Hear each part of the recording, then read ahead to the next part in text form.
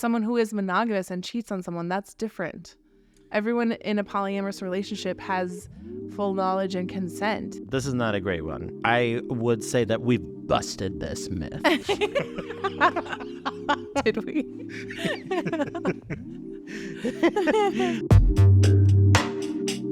This is Glamorous and Polyamorous, A show about exploring polyamory and other forms of non-monogamy after religion. I'm Kelly Smith. And I'm Xavi Benjamin. I'm kind of excited about this episode because we are going to be playing Mythbusters today.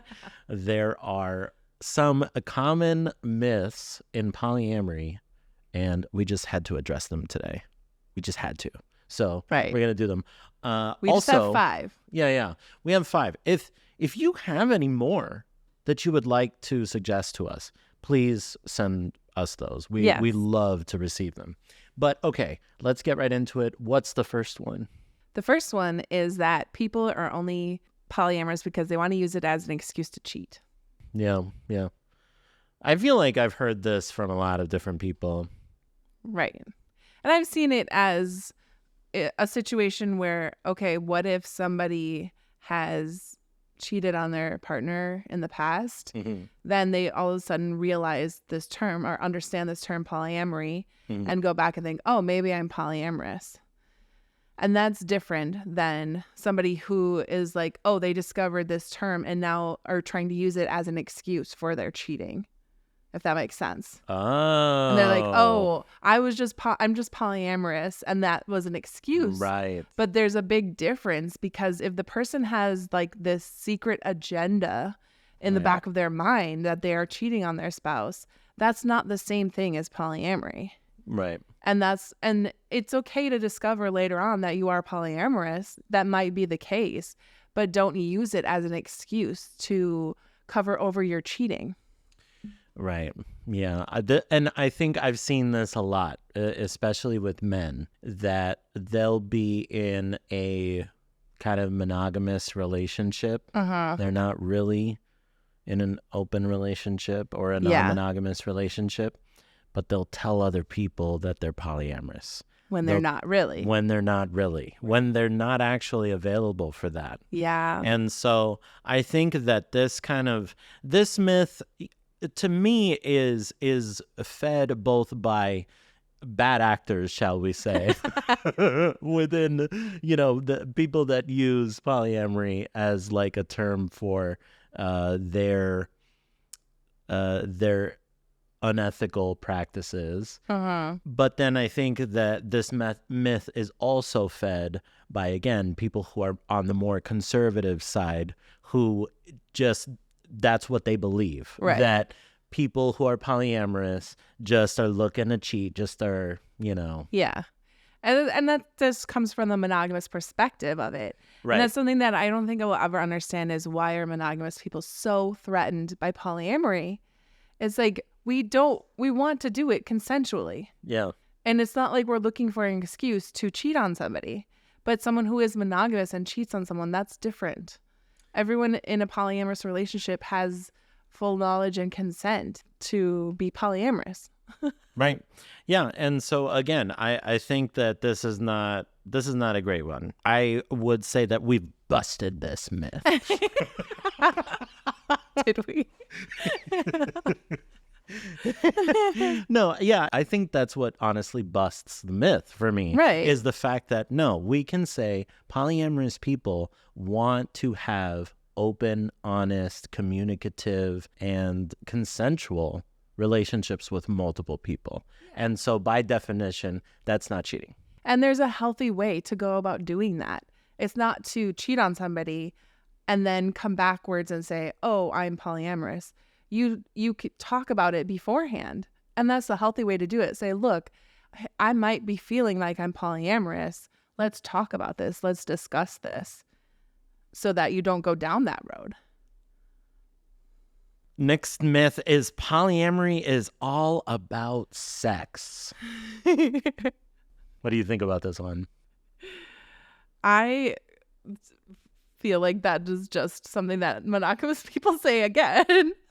They think that, oh, it's just they just want to have sex, or it's all about sex. But I know many people who identify as asexual or gray sexual, and they are still polyamorous, which an asexual person means that they are a person who do not experience sexual attraction to somebody, I would say, and they don't have those sexual desires. But a gray sexual person, they can sometimes have that sexual attraction to somebody, and they don't always act on it, but they sometimes have that feeling. Or somebody could even be demisexual and be polyamorous, which means, which I know a lot of people who are demisexual. And I say I'm demisexual. I would say that I'm demisexual too, which just means that they want to have an emotional connection with someone before they feel that sexual connection with them. Yeah. And so sex is completely taken out of the equation for some people, but they're still polyamorous. I feel like it's just about having a genuine connection with somebody, and it doesn't necessarily involve sex. Here's what I have to say about this. Like that polyamory is all about sex. I say, like, so what? So what? Like, so what if I want to have sex with people? So what if I want to have multiple sexual connections with people consensually? Oh no. Yeah. What a horrible thing. You know, I think that's kind of like my discomfort with this myth from the beginning, is just this idea that something being all about sex is somehow wrong then. Mm-hmm. You know, I think polyamory isn't all about sex, but if it is a large portion of why you are polyamorous, no one should be able to judge you for that. And so I feel like polyamory isn't about sex. And like you've already outlined, there are a lot of different places in which, yeah, sex doesn't even play a part of some polyamorous relationships. Right. But I think even if it is, leave people alone. Yeah, that's coming from a sex negative standpoint. Yeah. And let me do whatever the fuck I want to do. How does it affect you?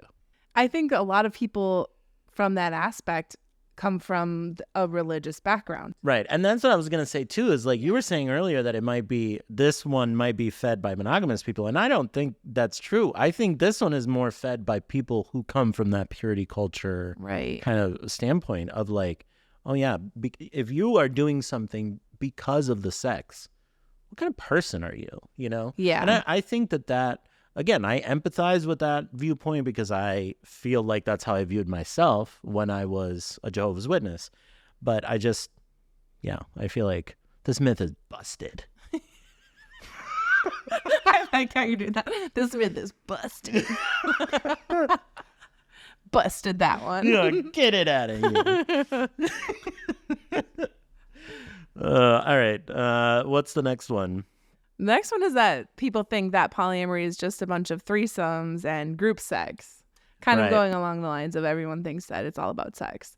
But again, you could say the same things, that no, it's about bonding with somebody. It's about experiencing a genuine connection with someone, and not necessarily just like, oh, you want to have a threesome. Yeah.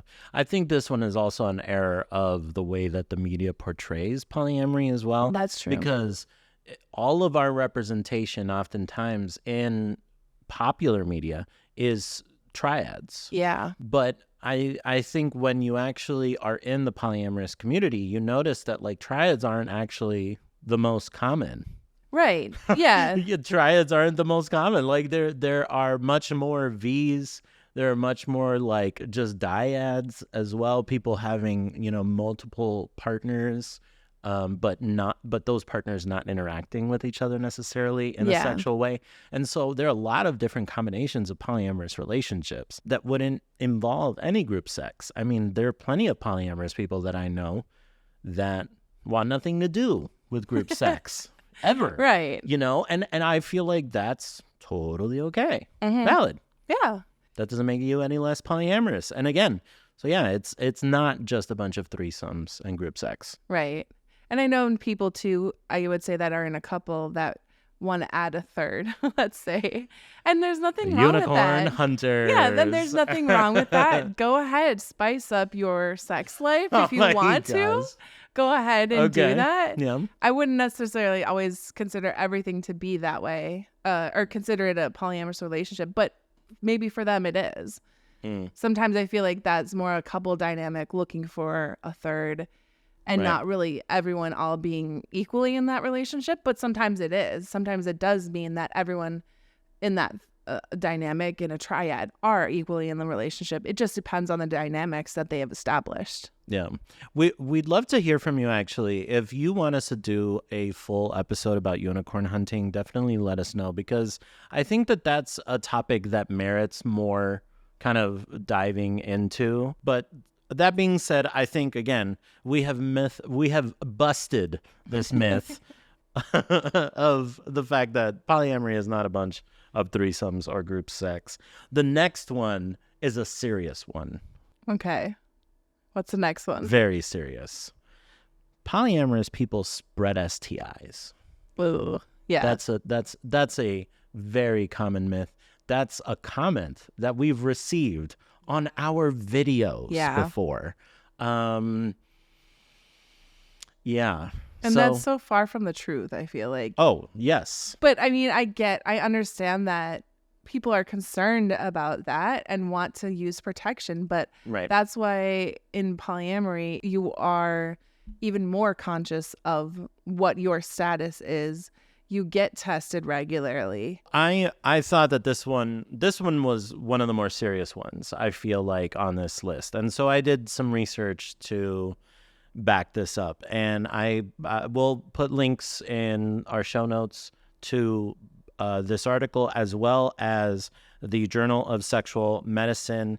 The Chicago Tribune has this article specifically talking about non-monogamous people, and it cites this Journal of Sexual Medicine, which found that non-monogamous people have fewer STIs and infected fewer partners because of what you just mentioned, of the fact that non-monogamous people are more likely to get tested more often and more likely to use barriers with newer partners. So again, this is one of those things that I think an ignorant person, honestly, would think this. If you think this, you're probably like stupid.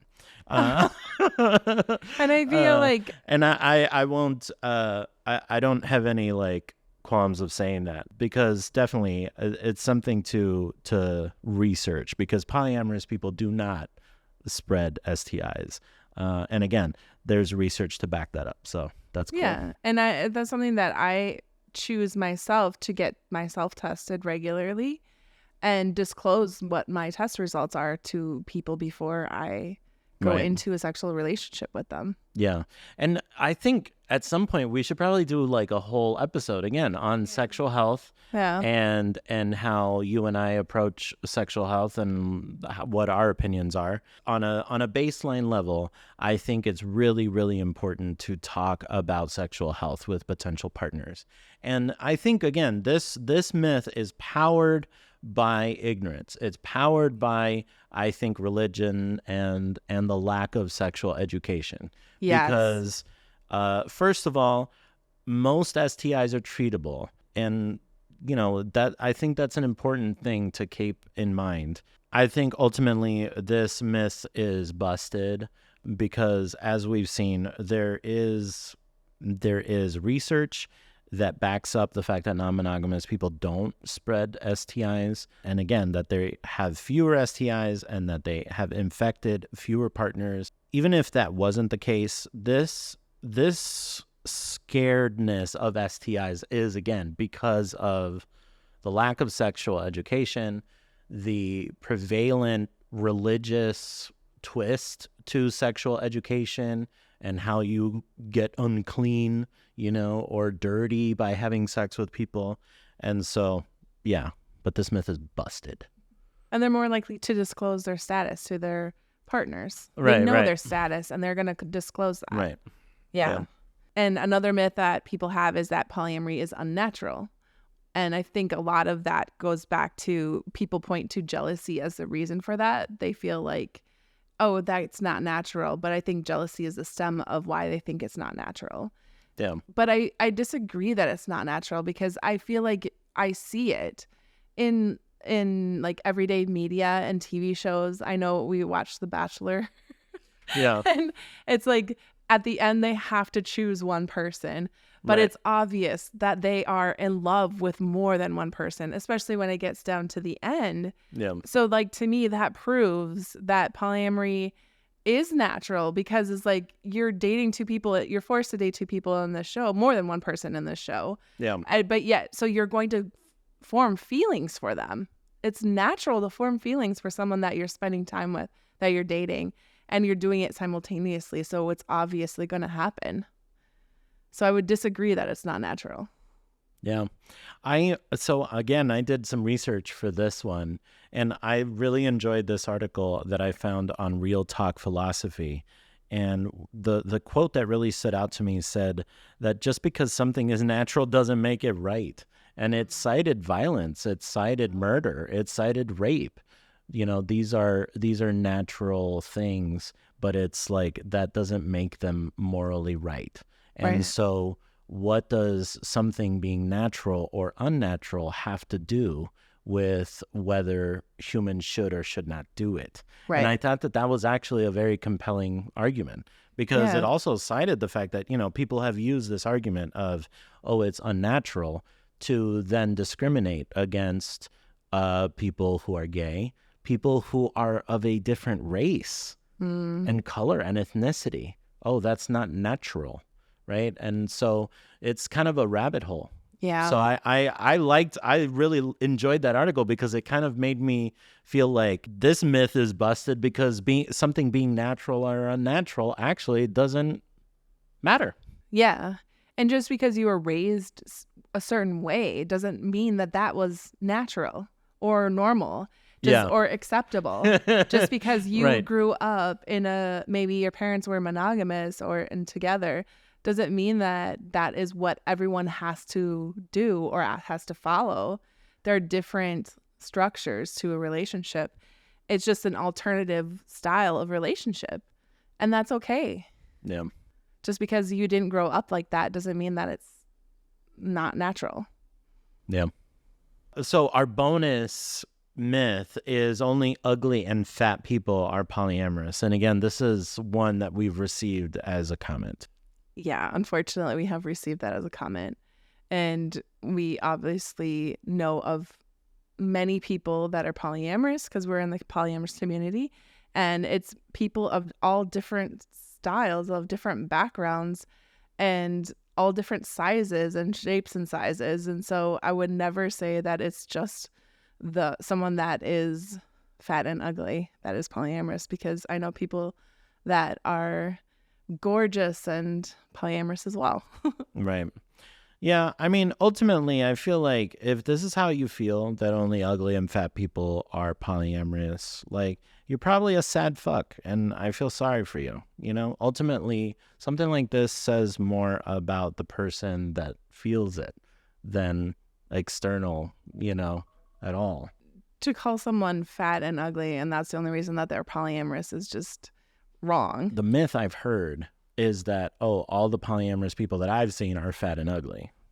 Yeah, and so again, I feel like, you're probably a sad person, if you say that. if you feel that way. Yeah, I know, and it's like, and then how are they getting all these people if they're just fat and ugly? Right. I don't know if that's mean to say. Yeah, but I think also, like, it's anecdotally, it's just not true. I mean, Right. I think also ugliness is a very subjective thing. Exactly. That's what I right? was thinking too. Everybody has different views of what they find attractive, what they don't find attractive. Yeah.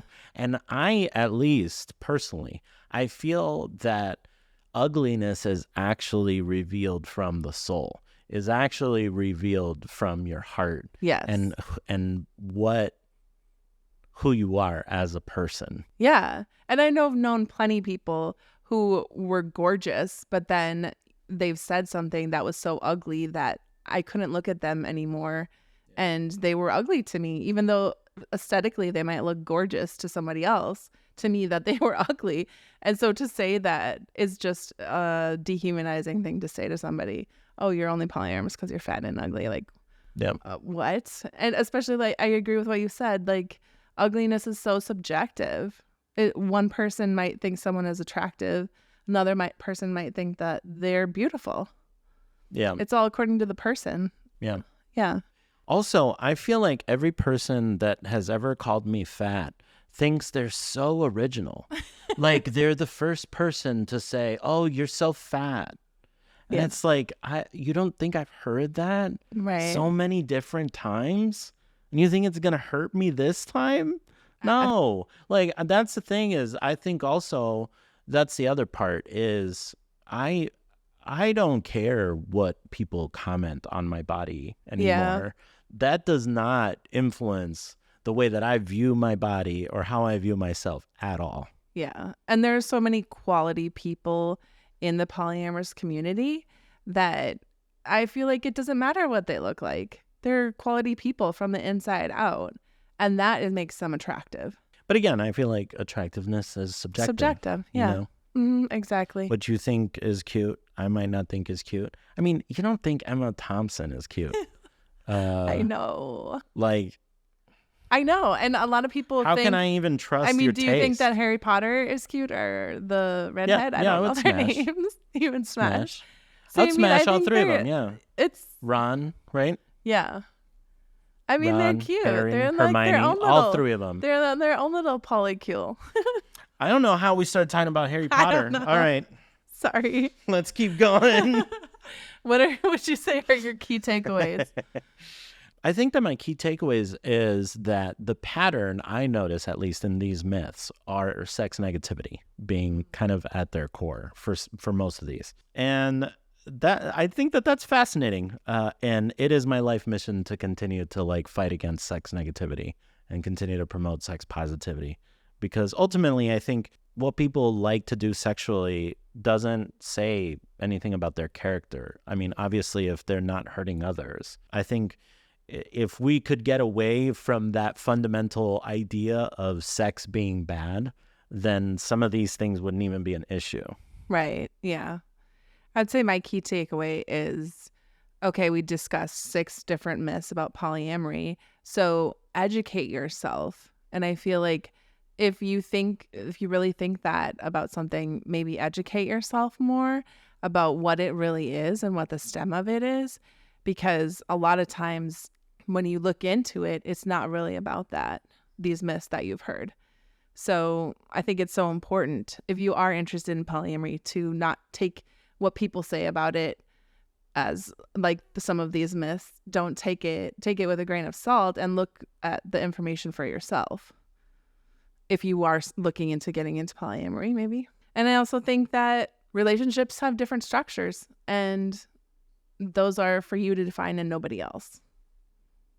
Thank you so much for listening to this episode of Glamorous and Polyamorous. Again, we would love to hear from you. What did you think of these myths? What myths have you heard about polyamory? We'd love to hear about them in the comments, or you can send us an email at hello@glampolyam. Where can the people find us on the internet, Kel? They can find us on Instagram, TikTok, Facebook, or YouTube, all at Glam Polyam. Oh, and we even have threads too. Yeah. Forgot about that one. When we post a thread, you know. We would appreciate so much if you left us a rating and review. If you send us a screenshot, either via DM or via email of your review, we'll send you our sticker, Slut for Kind People. It's popping on the town, man. That sticker is popping. But yeah, we would love a rating and review. Please share the show. This is how we grow. This is how we find more people that are getting out of purity culture and looking to find more community in polyamory and in non-monogamy. So, yeah. Thanks for watching.